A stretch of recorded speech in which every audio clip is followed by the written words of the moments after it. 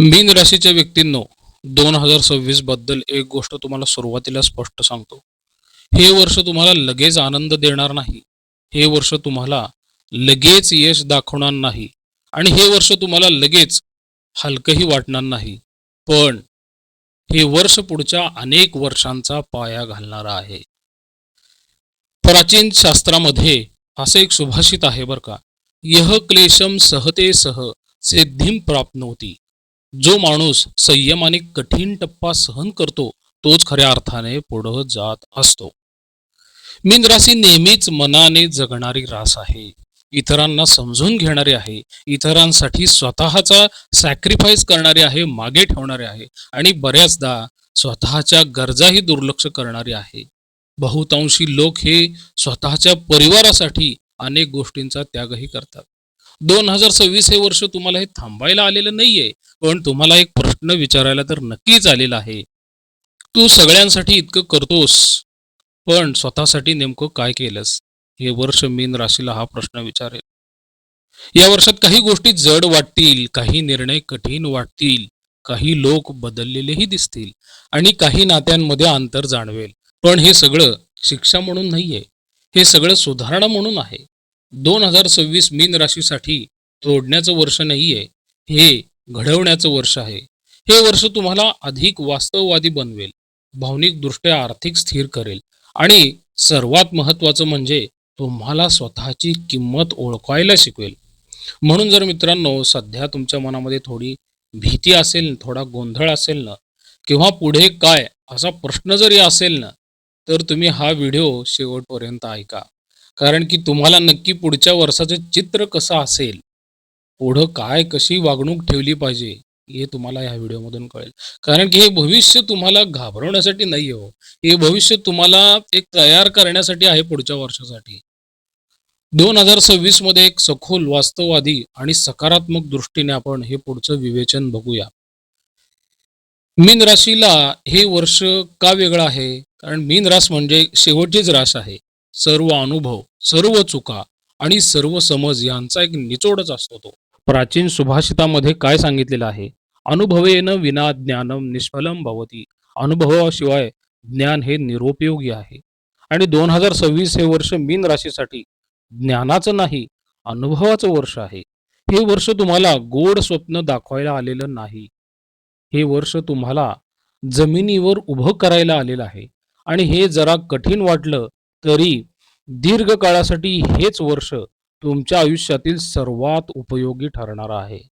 म्हणून मित्रांनो, ग्रहस्थिती काय दाखवती? आतल्या बदलांचा एक नकाशा दाखवती. गुरुचं गोचर कसं असेल? मे महिन्यापर्यंत तुम्हाला चौथं गोचर आहे गुरुचं. अनेक आव्हानं तुम्हाला पेलावी लागतील. जून महिन्यापासून गुरु पंचम भावात असेल म्हणजे कर्क राशीत आणि ऑक्टोबर महिन्यानंतर तो गुरु सिंह राशीमध्ये म्हणजे षष्ठम भावामध्ये असेल आणि संपूर्ण वर्ष शनी जो आहे तो तुमच्याच राशीत म्हणजे मीन राशीमध्ये पहिल्या भावात असेल. मंगळ त्या वर्षी काय करेल? मकर ते सिंह राशीचा प्रवास करेल, 11 ते 6वा भाव. मी ही रचना सांगते की 2026 मध्ये बाहेर कमी बदलणार आहे पण आतच खूप स्वतःशी सामना करावा लागेल. हा वर्ष कणा आहे बरं का. शनी पहिल्या भावात म्हणजे तुमचाच आरसा तुमच्या समोर धरलेला आहे. आत काय जाणवतं बर? स्वतःबद्दल शंका तुम्हाला जाणवत राहते, कायम जाणवते.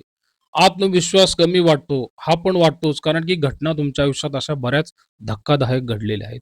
मी पुरेसा आहे का हा प्रश्न पण सारखा येत राहतो आणि लोकांपासून थोडं दूर वाटणं किंवा एकटेपणाची भावना जाणवणं हेही घडतं.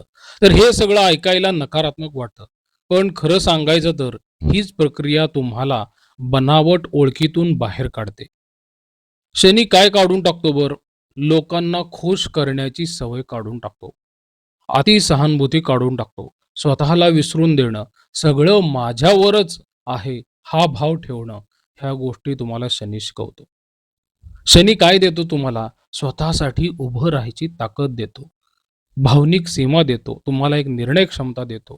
लोक तुम्हाला हलकं घेणं बंद करतील आणि 2026 मध्ये मीन रास ही सॉफ्ट राहणारी नाहीये. ती स्टेबल होणार आहे.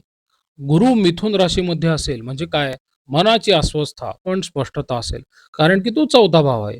जानेवारी ते मे महिन्यामध्ये काय होतं? चौथा भाव म्हणजे मन, घर आणि मूळ या 3 गोष्टींचा तो भाव आहे. अडचणी कशा दिसतात बरं? घरात जुने विषय निघणं, मानसिक अस्थिरता होणं, निर्णय घेण्यात गोंधळ होणं, भावनिक आठवणी पुन्हा वर येणं, घर बदल होणं, दुरुस्ती किंवा जबाबदाऱ्या होणं, ह्या गोष्टी मीन राशीच्या बाबतीत घडतात. आणि हे सगळं थकवणार आहे. पण यामागचा अर्थ समजून घ्या. गुरु इथे काय करतो बरं? गुरु तुम्हाला हे विचारतो, की तू जेवढं जगासाठी करतोस, तेवढं स्वतःसाठी कधी केलं आहेस? हा काळ मीन राशीला स्वतःच्या आत डोकवायला भाग पाडतो. भावनिक ओझं कमी करतो आणि नात्यांमध्ये स्पष्टता पण येते. घरात संवाद सुधारतो. मनाच्या मुळाशी गेलेली भीती पण सुटून जात असते. त्यामुळे मित्रांनो, हा काही त्रास नाहीये बरं का. हा आहे थोडा मेंटल डिटॉक्स तुम्ही म्हणू शकता. थोडं मनाला शांती मिळेल, मनातील घाण बाहेर पडेल. गुरु कर्क राशीमध्ये जाईल म्हणजे काय होतं, भावना जड होतात, पण खरी समज येत असते आणि ते जून महिन्यानंतर घडतं. आणि पंचम भाव म्हणजे काय आहे? प्रेम, भावना, क्रिएटिव्हिटी, अपेक्षा या सर्वांचा तो भाव आहे ना. पण नकारात्मक काय जाणवतं तुम्हाला त्या काळात? भावना जास्त तीव्र होतात. अपेक्षा जास्त वाढतात. प्रेमात गैरसमज होतात. मी देतोय पण मला कमी मिळते किंवा तुम्हाला संतती बाबतीत चिंताही असते. संततीचं पुढं कसं होईल ह्याची चिंताही तुम्हाला सारखी ग्रासत राहते. मित्रांनो लक्षात घ्या, या काळामध्ये ही रास दुखावली जाईल, पण हे दुखवणं निरर्थक नाहीये. कारण की तुम्हाला गुरु इथे काय शिकवणार आहे?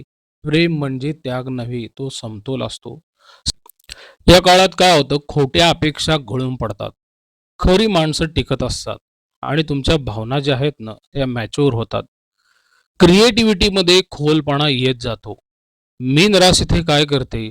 भावनिक मुलगा किंवा मुलगी राहत नाही. मीन रास इथे भावनिक मुलगा किंवा मुलगी राहत नाही. ती समजूतदार व्यक्तीच बनत असते. गुरु सिंह राशीमध्ये जेव्हा जातो ना, त्यावेळेस काम आणि आरोग्याची शिस्त तुम्हाला तो लावून देतो. कारण तो 6वा भाव आहे आणि ते ऑक्टोबर नंतर घडेल. हा टप्पा सर्वात तुमच्यासाठी प्रॅक्टिकल असेल. पण त्यावेळेस त्रास कशात जाणवतो? कामाचा ताण वाढतो, थकवा येत राहतो, पोट, झोप किंवा मानसिक फटीग ह्या गोष्टी तुमच्या बाबतीत वाढतील आणि लोक तुमच्यावर अवलंबून राहतात.